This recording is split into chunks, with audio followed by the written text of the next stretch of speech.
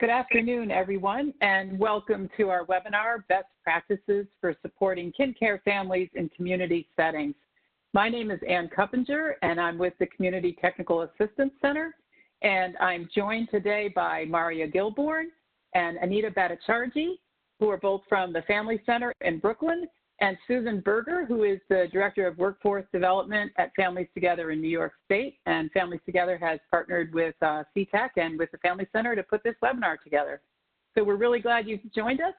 And we're going to just give you a little bit of basic information about how the webinar works. You've all been joined into the webinar in listen-only mode, so you're muted.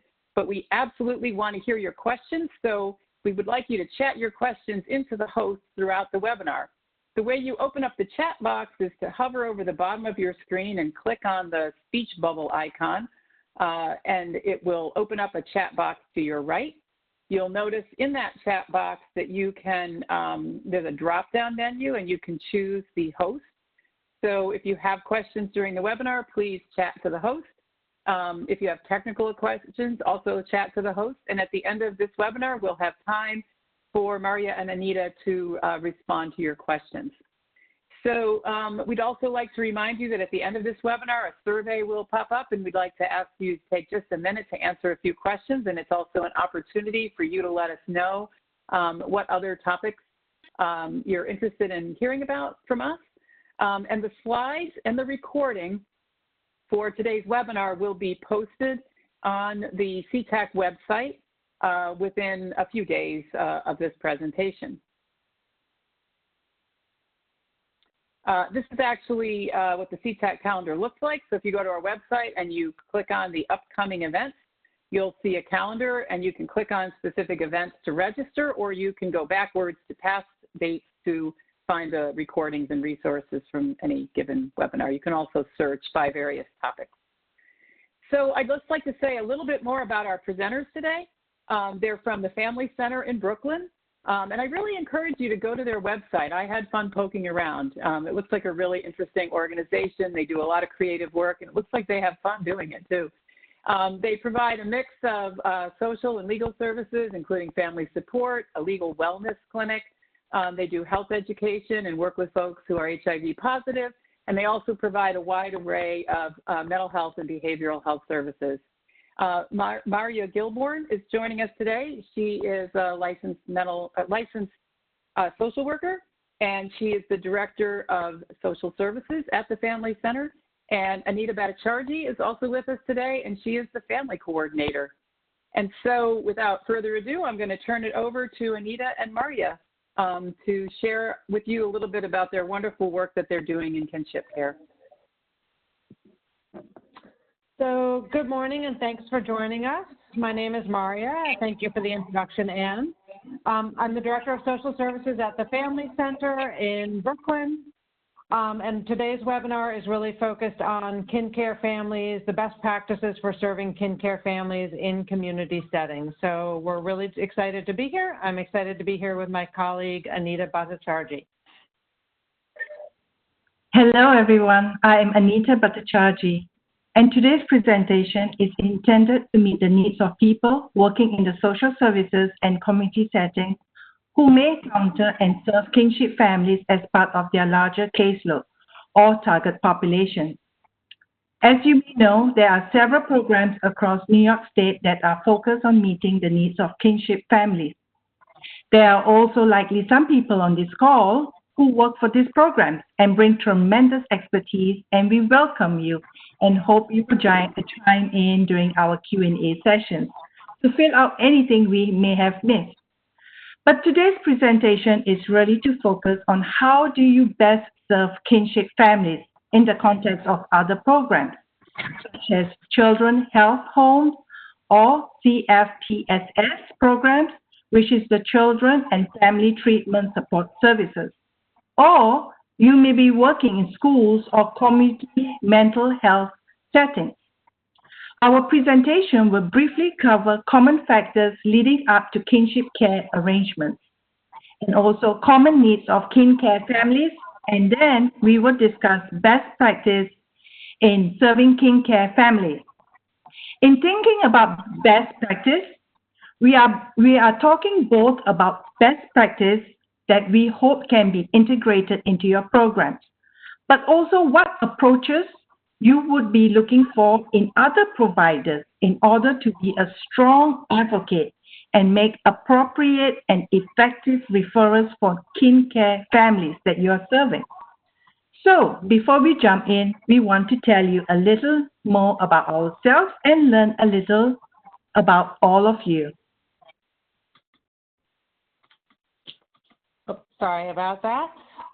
So the Family Center was founded in 1994 with a focus on helping HIV-positive parents, primarily single mothers, to plan for the future care of their children. In 1994, the combination drug therapies that would ultimately change what it means to be diagnosed with HIV were still a few years away. So an HIV diagnosis at that time was not quite a death sentence, but there was very little that could be done to slow the progressive deterioration of the immune system for people living with HIV, so they were susceptible to a range of life-threatening infections, and many people succumbed rather quickly after getting diagnosed. So when we first opened our doors in 1994, the focus of our work really was on death and dying, and while our target population was parents, often within months of opening a case to work with a new HIV-positive parent, we were then transitioning as that parent died or became incapacitated. We were transitioning to working with a kinship caregiver. So just to quickly introduce ourselves again, there's a picture of us back in simpler days when we could actually go to our office. We miss it. That's me on the left. I first came to the Family Center in 2004 to oversee what was then a new contract with the New York City Department for the Aging, which was focused on Kincare families. In 2005, I transitioned to my current position, where I have overseen our services for kinship caregivers, which are now funded by the New York State Office of Children and Family Services ever since. And I also oversee our services for people living with HIV and other target populations. Hi again, I'm Anita, and I'm on the right side. And I am the Family Coordinator for the Family Wellness Program. However, I came to the Family Center as a client in 2004. So during those days, I was a single parent with 4 children. The Family Center surprised me because they not only helped me navigate through difficult times, they also guided my boys through their adolescence. I also went back to school and obtained my bachelor's degree in social work. So now that we've told you a little bit more about us, we would love to hear from you. So you'll see that a poll has popped up on the right side of your screen. And so we're just asking you to let us know to click whichever option best describes your work setting or your primary function. If none of them really describes your program, you can click other. And then just type into the chat. We would love to hear what your job function or your program is if you want to type that into the chat. So I think we're going to leave the poll open for a couple more minutes or seconds. The CFTSS, if you don't know what that is, the acronyms are, as Anita said before, Children and Family Treatment Support Services, and HCBS is Home and Community-Based Services. Those are both part of New York State's Medicaid reform system of care to serve children with special medical or behavioral health needs. Also part of that is the Children's Health Home. So those are Medicaid reimbursed services to sort of wrap around medical or mental health services, developmental services for kids with special needs who are on Medicaid. Okay, so it looks like the poll is coming in. And so, okay, so we actually have a pretty small number of people in each of the options we have. We have a bunch of others. I'm just looking in the chat to see who we have here, but it seems like we have people from a variety of settings. As Anita mentioned before, we really targeted this at people who are not working at kinship settings. Those people generally already have a lot of the expertise we'll talk about today. So we're not surprised to see that people are coming from a variety of settings, and we welcome you all and hope that this is valuable information. Okay, so who are kinship families? So whether you work with kinship families or not, you can probably pretty accurately guess some of the most common causes that frequently lead to kin care arrangements. So many children are originally placed with a relative caregiver due to child abuse or neglect allegations. And even when there's not child welfare involvement, many kin care arrangements are primarily necessitated by parental mental health or addiction issues. Of course, as in the example of TFC's founding, often kin caregivers step in after the death of a parent. And other common factors include parental incarceration, immigration issues, military deployment, or relocation for work. And while these factors that we've talked about can befall any family, it's generally low-income communities and communities of color that are the most vulnerable. Across the state, the majority of children in the care of kinship caregivers are TANF eligible, just as an indication of their lack of resources, as are many of their caregivers. In our cities, like in New York City, where Anita and I work, the majority of kinship caregivers are of Latino or African American descent, tracking on poverty in New York City, while in largely rural areas upstate that are largely white, again, it's the poorest families who are most likely to be living in kin care arrangements. And we see the entire gamut from, we've worked with 19-year-olds who are caring for younger siblings. We worked with great-grandmothers in their 80s, a couple even into their early 90s. But the most common kin care arrangements that we see are that a child or children are with a grandmother who is somewhere between 45 and 65 years old. Typically, the caregivers we serve, the grandparents we serve, are single. And more often than not, actually, they have their own health issues and risk factors. So what do these families need?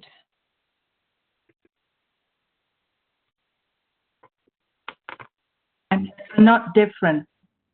So in some ways, the concrete needs of kin care families are not different from the concrete needs of other low-income families. They need help with public benefits and navigating complicated and bureaucratic systems. They are often trying to access services for their children with special needs. And they need help figuring out how can they get a break so they can also take care of their own personal and health needs.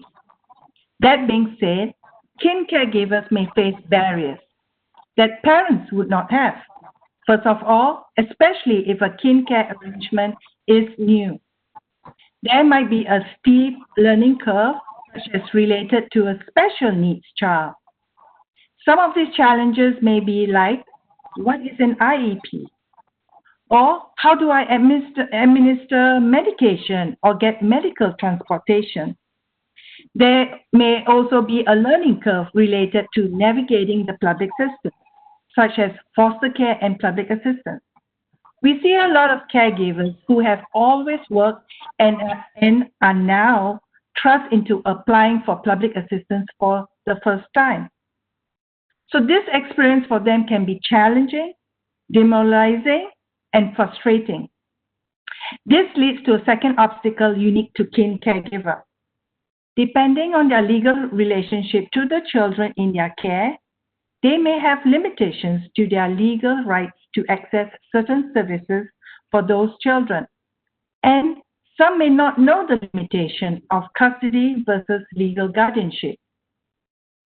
So even more importantly, regardless of their legal relationship, kin caregivers are often told that they do not have a right to access to services, whether this may be applying for public assistance or enrolling a child in a new school and seeking primary medical care, even though in most cases they do qualify. Therefore, it is critical that caregivers and their advocates know their rights, because representatives of the service system that they rely on often do not know.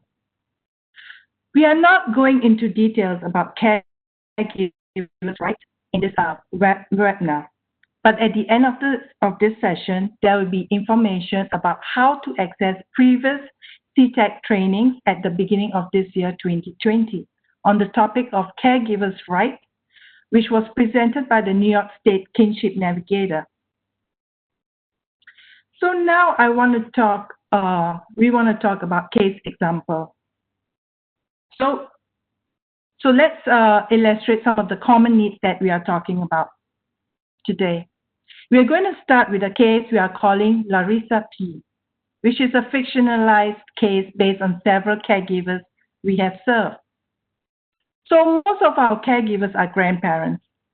We have found that some of the most complicated cases are when a very young adult is thrust into the role of a caregiver, typically for teenage siblings.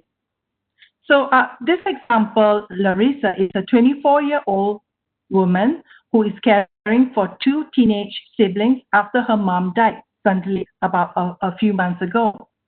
So Larissa works in retail and is working towards her bachelor's degree on a part-time basis. Larissa has an 18-month-old daughter with her live-in boyfriend. So here are just some of the issues that Larissa is trying to figure out. First, when her mom died suddenly, she started staying at her mom's apartment on the Lower East Side of Manhattan instead of her own place. Her own apartment in Brooklyn is a one-bedroom apartment which she shares with her daughter and boyfriend. And she can't face the prospect of squeezing two teens. She has not yet notified the housing management of her mom's death and wants to know if she might be able to take over the lease and keep her mom's Section 8 voucher. If she can't take over the lease, she's not sure what she will do. She can't afford a bigger apartment, and even she's not sure if her landlord would let her move in with her siblings. Plus, her apartment would take from the apartment her two teenage siblings. That would take them an hour and a half to get to their school in Manhattan. So she's thinking that she might need a request for a school transfer. And then the second issue, Larissa is she needs help figuring out what financial support she can get. She knows her mom got a Social Security check, but doesn't know if it was an SSI or SSD, which is a Social Security disability or Social Security income. So she doesn't think if her mom has ever got any child support from the sibling's father, who they haven't seen in many years. So Larissa needs help figuring out if her siblings are entitled to Social Security survivor's benefit or any other death benefits. If not, she will need help applying for public assistance. And since she has a food stamp case of her own and having also a modest income, she needs help understanding what should she apply for and for whom. And then the other issue again, the third one, Larissa needs help understanding and navigating the family court. She understands that having a court-appointed status would be helpful, but she's kind of confused by the process. She's worried that her boyfriend has a criminal history, and she wonders whether this will be a barrier. And while her siblings don't see her father, they do have a close relationship with their paternal grandparents who live in Pennsylvania, where they often spend time over the summers. So the grandparents have offered to take the kids in, and have implied that they may be able to provide a better life for her teenager siblings. So finally, Larissa is very worried about how this new responsibility in general and all the immediate tasks will impact the life she has worked hard to put together for herself. And even with 2 years seniority at the job, she still has little control over her schedule, which changes from week to week. So all this, it's hard to make appointments. She has no paid time off. She's struggling to maintain schoolwork, and her relationship is under a lot of strain. Her boyfriend is trying to be supportive, but she doesn't think that he wants to suddenly be thrust into living with caring and for two teenagers. He has been staying mostly in Brooklyn, so Larissa has not seen much of him since her mom died. And then with everything that's going on, their plans to get married next summer has been put on hold. So we are not going into the ins and outs of how we can help solve this problem, but we want to illustrate two main things. First, how overwhelming it can be to figure out and navigate all these systems, the schools, the court, the housing rights, the benefits. And then second, how these new responsibilities can threaten to derail whatever goals, plans, and relationships the caregiver had prior to taking on caregiving. Talk a little bit about more of the clinical and emotional support needs that are common among our caregivers. So almost by definition, Kincare families are thrust together in the aftermath of a traumatic event or perhaps a long series of potentially traumatic circumstances. These circumstances have most typically impacted both the caregiver and the child or children in their care. Some families are just bereaved, but in most families it's more complex. Caregivers may be angry at their family members or at societal conditions and institutions that may have contributed to the situation. They may have feelings of guilt about things that they did or didn't do that contributed to the situation, especially around substance use, mental illness, or suicide. Meanwhile, the children may be experiencing a whole different set of complex and confusing thoughts and emotions. Pretty much across the board, Kincare families will benefit from access to high-quality mental health services, including evidence-based treatments for trauma. Family therapy may also be helpful both to process the complex emotional issues and to establish and articulate new family norms, rules, and rituals. Where children are struggling, helping caregivers to understand and respond to the emotional needs of the children in their care is essential. It's ideally a key part of any treatment that the child may be getting. Helping caregivers reframe difficult behaviors as possible symptoms and utilize trauma-informed parenting strategies can really help diminish the caregiver's frustration and promote healing. In addition to psychoeducation tied to a child's mental health services, specialized parenting support and education can be incredibly helpful, both delivered one-on-one and in group formats. So another quick case example is Claudette. So again, this is sort of a fictionalized case example based on many clients that we've seen. So Claudette is a grandmother whose daughter died last year of an overdose, leaving Claudette to care for her 8-year-old granddaughter, Sabrina. Sabrina was born with drugs in her system and was actually placed with Claudette at birth and stayed with her through foster care for over a year while Claudette's daughter, Elizabeth, got clean. Sabrina had been a difficult baby, experiencing symptoms of withdrawal and continuing to be hard to soothe even after the most acute symptoms passed. After Claudette's daughter regained custody, Claudette continued to be very involved in Sabrina's life. Elizabeth and Sabrina lived nearby until about 2 years ago when Elizabeth got involved with a new boyfriend and moved with him about an hour subway ride away from Claudette. Claudette missed seeing her daughter, Elizabeth, and her granddaughter several days a week, but also she grew increasingly concerned about her daughter, who she was seeing much less often and who seemed more emotionally distant, perhaps depressed, and also, of course, Claudette worried that she might be using again. She did confront her, but Elizabeth denied and sort of expressed being a little bit offended that Claudette would think that she might have relapsed. But Claudette continued to feel worried about their safety, but she didn't really feel like there was anything she could do. So when she got the call that her daughter had died, she hadn't seen Elizabeth and Sabrina in person in 2 months, though they did connect by FaceTime once a week or so. Sabrina was brought to Claudette by child welfare officials the day after Elizabeth died. In the 6 months since, Claudette has tried to piece together what Sabrina's experience may have been like over the last many months, assuming that if her daughter was using, that there was some neglect and possibly abuse. But most of it is still a mystery to Claudette. Sabrina asks about her mom a lot and seems to understand that she's not coming back, but Claudette struggles to answer questions about why or how Elizabeth died. According to the record she's gotten from the school, it seems like at some point Sabrina had been diagnosed with ADHD, and Claudette had gotten her an IEP through the education system. Sabrina says she used to have a counselor, but she only saw her for a few times, so it's not really clear to Claudette what services she's gotten outside of the IEP services. Sabrina barely speaks at school, where she's struggling academically and socially. At home, she has frequent outbursts which can last for hours. Claudette feels badly because she knows the child has been through so much, but she's not sure how much more she can take. She feels guilty because she sometimes loses her patience and yells at Sabrina. But she also feels guilty when she tries to calmly lay out consequences for misbehavior that she knows are related to her difficult experiences. To top everything off, Claudette is barely sleeping. She usually falls asleep quickly, exhausted, but most nights she wakes up to nightmares and can't fall back to sleep. She's struggling to hold it together. Sabrina and Claudette have both experienced a traumatic loss. They have a confusing set of emotions, including grief, but also anger and confusion. Claudette feels angry at her daughter and angrier at the boyfriend, who she assumes got Elizabeth back into drugs. She feels guilty for not having been more assertive with her daughter when she expressed her concerns. But she also feels guilty because after 2 years of worrying about and missing Sabrina, she's actually glad to have Sabrina back into her care. Now she doesn't have to worry about her, and she knows that she's safe. Sabrina and Claudette are probably both experiencing symptoms related to traumatic loss and would both benefit from high-quality counseling.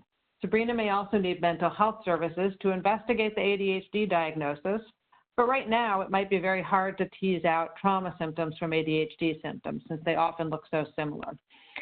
Claudette would benefit from therapy and counseling of her own, but she would also benefit from some psychoeducation around trauma and grief in children, what to expect, and how she can support Sabrina. So in this slide of common needs of Kincare families, we want to say that being supported by peer caregivers is so important because research tells us that grandmothers who take on the care of grandchildren tend to neglect their own health and wellness needs. And they find it harder and harder to keep up with important support relationships, such as with friends, families, faith community members. Support groups can also be a great way to help kin caregiver connect with other people going through similar struggles. Support groups can also be a respite place for themselves, and support groups also serve to remind caregivers of the reason why it is important not to neglect their own needs. Finally, support groups can serve to help a kin caregiver who may not be open to the idea of counseling and may begin to see the benefits of mental health services. Around New York State, there are support groups for kin caregivers. But also for some caregivers, peer support might be a bereavement group or a parenting group or something else, whatever is salient to them. Similarly, support groups for children may help them go through difficult times to gain skills, build relationships, and heal. Finally, kinship families headed by caregivers who are often strapped for cash and are exhausted, recreational opportunities can be a really critical opportunity for socialization, enrichment, and bonding, and with each another and also with other families. So now I have an example of Miss C. She's actually an actual client who is caring for her granddaughter after her daughter died. We had originally intended to include video clips in this presentation, but that proved to be a little bit complicated. So we were able to interview Miss C, and here's a little of what she's told us. One day, she came into my bedroom and she said to me, "Mommy, if anything happened to me, would you look after Adriana?" And I said, "You don't even need to ask me that." She died on July 19, 2016. I didn't even know where I was.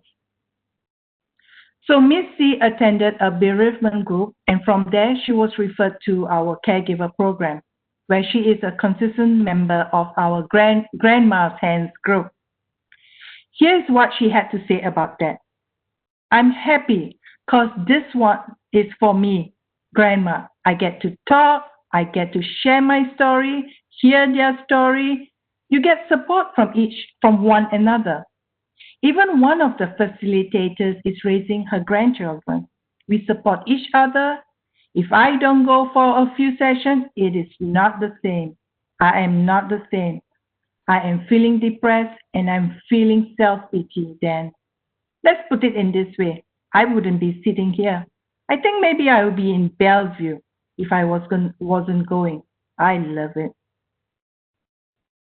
We have posted this very short video, which includes Miss C speaking about her experience, as well as the granddaughter of one of our caregivers who spoke at our agency gala last year.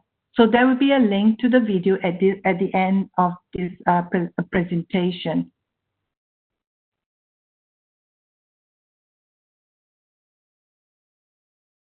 What kind of struggles and challenges Kincare families often face, and I hope that these resonate with what some of your experiences have been working with Kincare families. So now we want to talk a little bit about what we think are key qualities and approaches we would consider best practices for working with Kincare families. And of course, there's no one-size-fits-all, but these are basic practice principles which we believe will help any provider, no matter what your program's mandate or goals are. We believe these concepts will help any provider to more effectively engage Kincare families. And as stated earlier, we hope that participants on today's call will find this useful, both as a way to reflect on your own programs, what you're doing right, what maybe you could be doing better, and also to think about resources in your community where you might refer kinship families. Do they sort of hold up to the standards that you think are important for effectively engaging and working with these families? So the first best practice we want to talk about is accessibility. As a general rule, as with some of the examples we've given, kinship families are highly stressed. Both their emotional resources and typically their concrete resources are stretched very thin. So therefore, flexible service models with few barriers to entry are really important. So in addition to thinking about how accessible your own services are, again, we're going to say this a couple times, but we also want you to think about this when making referrals to needed services in your community. So for some people, like with the example of Larissa, or particularly for working caregivers, flexible hours are going to be really important. So if programs have the capacity to deliver services on the evening or the weekends, that's going to be really important. And of course, for extra enrichment services or mental health services that are directed at the children in these families, of course, those need to also work around school hours. So having services that are available again on the weekends and or on the evenings just offers extra flexibility to meet more different families' needs. And then location, depending on the service you're delivering, the option for home-based or remote service delivery will be invaluable to some caregivers who may find it challenging just to get into your office. All of the OCFS-funded kinship services do provide home visits. That's a key component of the work that we do. And of course, now probably pretty much everybody on this call has gotten more comfortable with using remote technologies to reach your clients that way. And so one of the reasons that location is important and getting to the office may be difficult has to do with transportation. And, we know that transportation challenges may be different, as well as transportation solutions may be different upstate than they are in New York City. But across the board, transportation can be expensive or even impossible. And where it is possible, so for example, in New York City, using the public transportation system, particularly if you're traveling with kids and if you have any health or mobility issues, using public transportation can be really exhausting. So thinking about how you can make sure that if caregivers do have to come to your location or a specific location to get services, how you can help address both the sort of financial and energy burdens related to getting to your service so that they can get getting to your location so they can get the service. And then, of course, language accessibility. So we mentioned that, that the issues that befall or cause kinship care arrangements often are related to issues that are common in low-income communities, and these are often also issues that are common or disproportionately impacting immigrant communities. As we've seen in the current example in New York City with the COVID crisis, we know that it was our poorest communities and our immigrant communities who have been the hardest hit. So being able to, our programs can't have capacity to serve people directly in every language that's represented in our communities, but also having access to a language line or some way to connect with people if they don't speak English as their primary language will also just help you reach a more diverse base of clients. So the second best practice approach we want to talk about is trauma-informed care. We hear this term a lot, and I think sometimes we sort of use it without really thinking or talking about what it actually means. Sometimes it's used sort of interchangeably with trauma treatment, which isn't really accurate. So I like to think about trauma-informed care as an approach similar to the idea in medicine of universal precautions. So let's just say we're working in an emergency room and somebody comes in with a bad laceration. We don't need to run blood tests to find out if they have any bloodborne illness or if they have any immunocompromising situation that might make them particularly vulnerable. We just need to follow universal precautions, for instance, wearing gloves and masks as we treat them. So similarly, depending on your job functions, you might not have any need to take a trauma history, and in fact, that might be an inappropriate thing to do based on your role in your program. But what we do need to do in order to provide excellent service is to take precautions with everyone who walks in our door to minimize the risk of triggering a trauma reaction that might cause them to disengage from our services or decompensate. So that's sort of the big picture of what trauma-informed care means to me. There's various frameworks for evaluating and improving upon an organization's ability to deliver services in a trauma-informed manner. And these are relevant and applicable to really any workplace, from a dentist's office to an emergency room, from a courtroom to a post office. Trauma-informed approaches focus on key principles such as trustworthiness and transparency, or what we like to talk about as giving clients a voice and a choice, which is really another way of thinking about the idea of client-centered care. In a trauma-informed environment, these principles manifest in the most basic things, like what our consent process is, how we collect assessment data, and how we articulate program rules and expectations. Another important aspect of a trauma-informed program or organization is that really all employees need to receive training regardless of their role, so that trauma-informed principles are integrated not only into the way we deliver services and the way our direct service staff work, but also, for instance, into the way receptionists greet clients, the language that's used on signage in the office, and the messages an organization posts on social media. So you can have the most trauma-informed case manager or therapist in the world, but if clients are routinely triggered by experiences they have as they step into your office, they're never going to make it to treatment, so they're not going to benefit from the expertise of that direct service person. So since we know that so many of our kinship families have experienced trauma, regardless of our roles and our programs, again, we really believe strongly that adopting trauma-informed approaches is critical to good service. Care should not be confused with evidence-based trauma treatments, which refers to mental health interventions which have been shown to help reduce trauma symptoms. These are, of course, often needed by adults and children in kinship care. So we recommend making sure you know which providers in your community are delivering evidence-based mental health treatments. Most people on this call today may not be providing trauma treatment, but there are widely used evidence-informed approaches which come out of the mental health field. And these approaches have been adapted for use by people in case management settings, medical settings, and peer programs. So this approach uses techniques such as motivational interviewing and active listening to build effective relationships with our consumers. And this can best set meaningful and achievable goals, and to identify and address barriers, and to build a sense of mutual accountability. While some of us are naturally active listeners, active listening techniques can be taught by anyone to enhance their ability to build relationships, negotiate difficult conversations, and to resolve conflict. We should also mention that there are some evidence-based approaches, particularly in group intervention, which have been designed for and researched with kinship caregivers. So, if you are thinking, for instance, running a group for kinship caregivers, it is worth taking some time to research existing approaches. Example of an evidence-based intervention for kin caregiver is called Parenting a Second Time Around.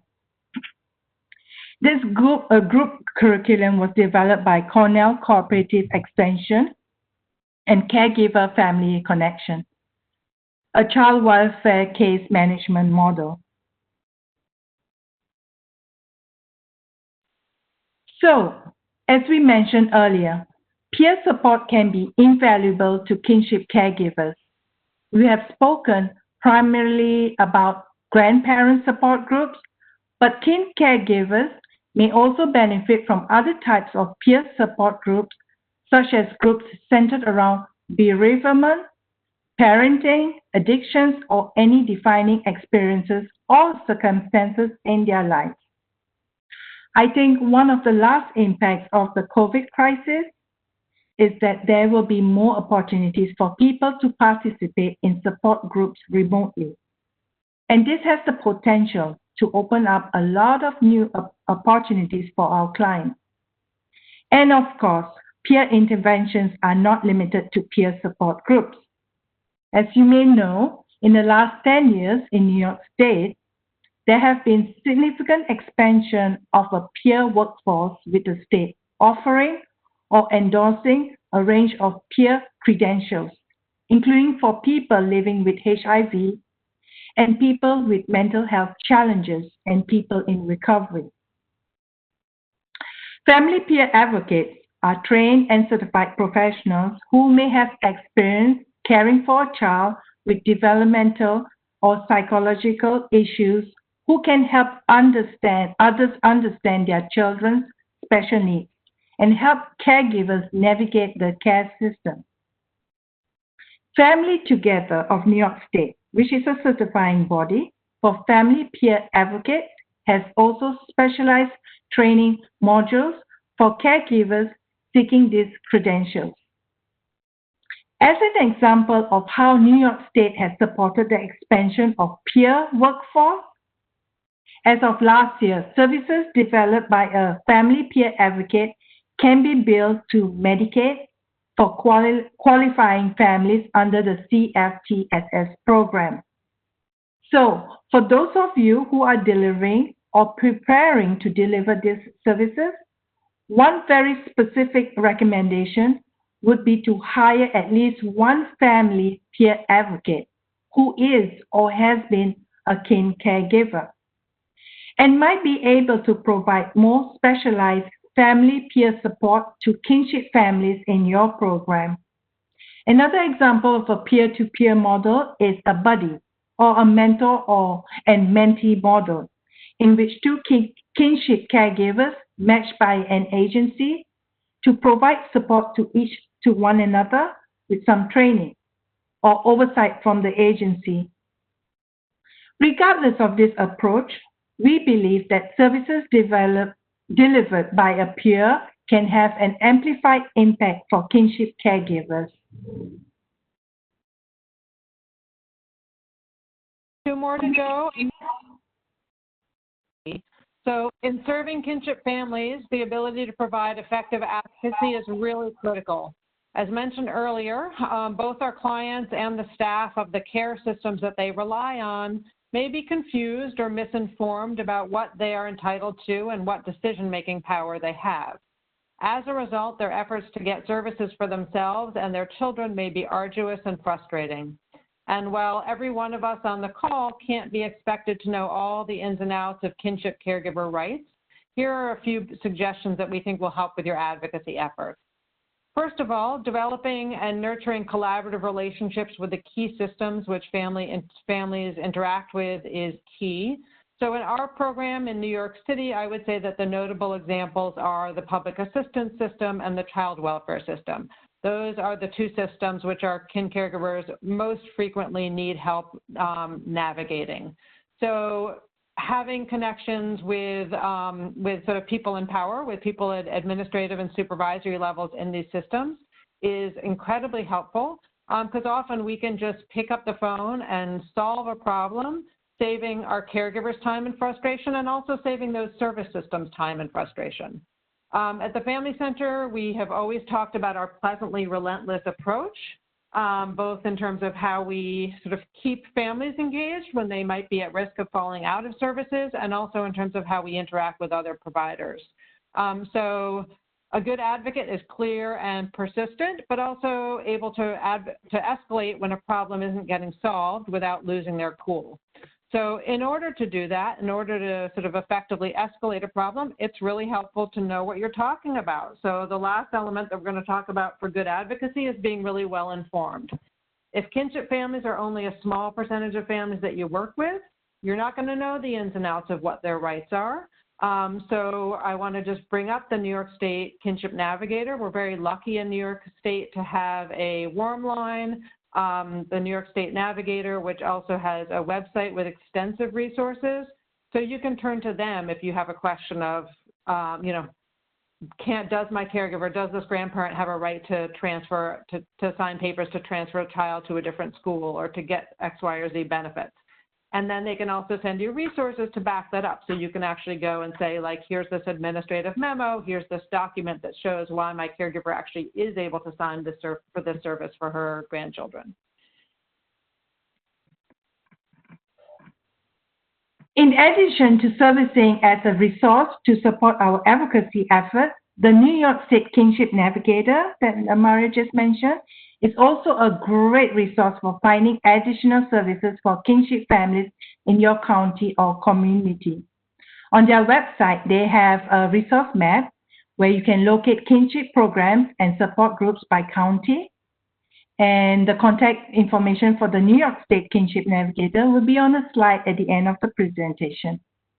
Depending on what your own program or organization can provide, you also need to know who are the providers in your community to whom you can refer your kinship families for additional support. Some of the common needs of kinship families are likely to be referrals to legal service providers with expertise in family law matters. And kinship families may also need referrals to mental health providers with specialization in trauma, grief, and loss, and also referrals for services and advocacy for children with special needs. So as noted earlier, ideally, you want to make sure that your referral partners will offer the approach and flexibility that will make them accessible and effective for your family. Please summarize, and then we'll go into the question and answer.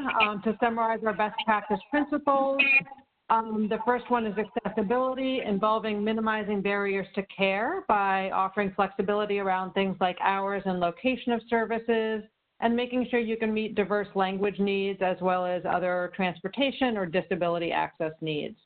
Trauma-informed approaches will help build rapport and trust, setting the stage for an effective and collaborative relationship between consumer and provider.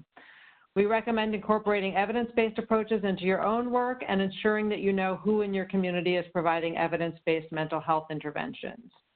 Offering your kin caregivers opportunities for peer support, whether it's something that can be incorporated into your own program or through referral, is great. If you can't find a grandparent or caregiver support group in your own community, think creatively. There may be other support groups or recreational programming that would serve a similar function for your caregivers and their families. And be prepared to roll up your sleeves and advocate. It's likely your caregivers will need help navigating systems to get the care that they need and deserve. And finally, develop strong referral relationships in your community to complement the services that you are able to provide. So that is our presentation. I have included here the links for the New York State Navigator, which we mentioned. It's really an incredible resource for people to use in trying to both locate services for families that they're working with, as well as learn more about their rights so you can advocate for them effectively. And then there's also a link to our website and contact information for Anita and myself. And then I will type into, or I'll paste into the chat a link to access the video of Miss C that we mentioned earlier. So with that, I think we are going to pass it over to the moderators who've been collecting some of the questions, and they're going to be posing the questions to us. Thank you. Thank you very much, Anita and Maria. What a great presentation. And I don't know if our listeners would maybe be interested to know that a lot of the pictures they've seen are actually families that you've worked with, which I found really just positive and hopeful to see. So thank you so much for sharing your experience with us. I want to just, before we turn to questions, I just want to point out to folks that this is the last of a 5-part series that we have done on kinship care, and the links to the other webinars are here on this slide. You can find them on our website as well, but here they are all in one place. So if you have specific questions about financial issues or legal issues, the Navigator did a webinar on each of those topics, as well as a Kinship Care 101 webinar. And Deborah Langosh also talked a lot about ambiguous loss, both in general and in the context of the COVID crisis that we're experiencing right now. So with that, I'm going to turn it over to Susan Berger, who's going to moderate some questions. I'm Susan Berger. One of the first questions we have, I'm actually going to answer, which is, what is the name of the peer credentialing organization that Anita was talking about? And that is Families Together in New York State. And if you go on the Families Together website, you will, under Workforce Development, you will be able to see the information that you need for training and credentialing for family peer advocates. The next question is about, how time period for working with families. So is it typical for you to support kinship care families over a long period of time as their needs change? So yeah, so I can speak to that. Yeah. So sort of as with the case example of Larissa, often the most intensive work is at the very beginning of the relationship, when caregivers typically need a lot of help figuring out kind of a lot of things at once. Also often sort of in the midst of some kind of emotional turmoil, whether that's grief and loss or not. Many of our caregivers stay with the support groups or want to continue to be engaged with the support groups for years, but often they don't have sort of other ongoing case management needs after the first 6 months or a year, or case management needs come up very intermittently. So the other thing I would say is that, dealing with trauma and loss, family dynamics, those are things that can take years to heal, especially if if a family doesn't consistently engage in mental health services, if they move in and out of those services, or those services are not delivered in such a way that helps them stay engaged. So I would say that for families, for those programs that are actually providing mental health services to those families, that can be a need that continues on for years. But I would say in general, the case management needs after the first after the main issues get involved tend to be more episodic. One other point to make about that in terms of the legal services piece, so the Family Center does also have a legal services department, so we are able to sometimes offer direct representation to our clients when they do seek guardianship. And so sometimes those court processes are very simple. They are typically most simple in the case where a parent has either the parent, or if there's two parents that are known and identified on a birth certificate have passed away, there's no family conflict. But in cases where there is family conflict about the custody arrangements, those legal cases can also drag on for years, or for a year or more. Thanks for that answer. Here's another question that came in. A lot of kin who I have met have custody. When I mention guardianship, I also hear, I often hear, I don't want to rock the boat. How do you explain guardianship to kin when custody is more well known? So it seems like the answer to that question, or at least sort of the trend that you're observing, is a little bit different upstate than downstate. What we hear from our colleagues upstate is that most people end up getting custody, whereas in New York City, many people do get guardianship. I'm not a lawyer, so I sort of don't feel confident to explain exactly what the difference is, except that guardianship is a slightly higher level of power when it comes to making key decisions such as educational and medical decisions. What I have been told by the attorneys at the Family Center is if somebody already has custody, it is complicated to go back to the court and say, well, I'm already the legal custodian, but now I want legal guardianship. And when I say if they have custody, I mean if they have court-ordered legal custody. One of the complicated things is that people use these terms very interchangeably. So typically if somebody goes to court in New York City, if they say, I'm here to file for custody of my granddaughter, then what gets filed with the court is a petition for custody. If they go up and say, I'm here to become my grandchild's guardian, what gets filed with the court is a petition for guardianship. The clerk who's taking that request doesn't actually stop and say like, oh, well, you said custody. Did you mean, like, do you understand the difference? They kind of get what they ask for, even though most people sort of use those terms interchangeably and don't even know at the time that they're asking that there's a distinction. So I don't know if that answered the question. Just looking about how the question was worded. Yes, a lot of people have been given custody.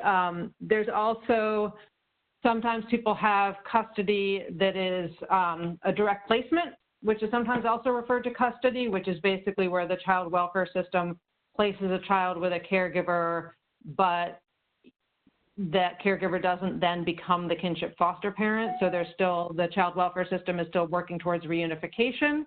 They have a piece of paper that says custody, but that's different from if they had gone and petitioned in court for custody. So again, you could look at the legal webinar for this that was posted on the slide before, and I could also recommend that you go to the New York State Navigator website. Yeah, thank you very much. Yeah, so those are two, that was a really thorough answer, but there are two other resources that you also mentioned, so that's really great. So this next question is from someone who is working with a couple who are experiencing feelings of loss and abandonment from family members who had initially offered a respite care for the children that this caregiver is taking care of, so they could have one break in the afternoon. So what they're looking for is any tips that you might have on helping a couple or a caregiver and the best to approach their feelings of disappointment in other family members. I feel like that's a big question. How do we all process our disappointment in other family members? You know, I think the answer to it sort of depends on what sort of work setting and what role the person asking the question has with the family.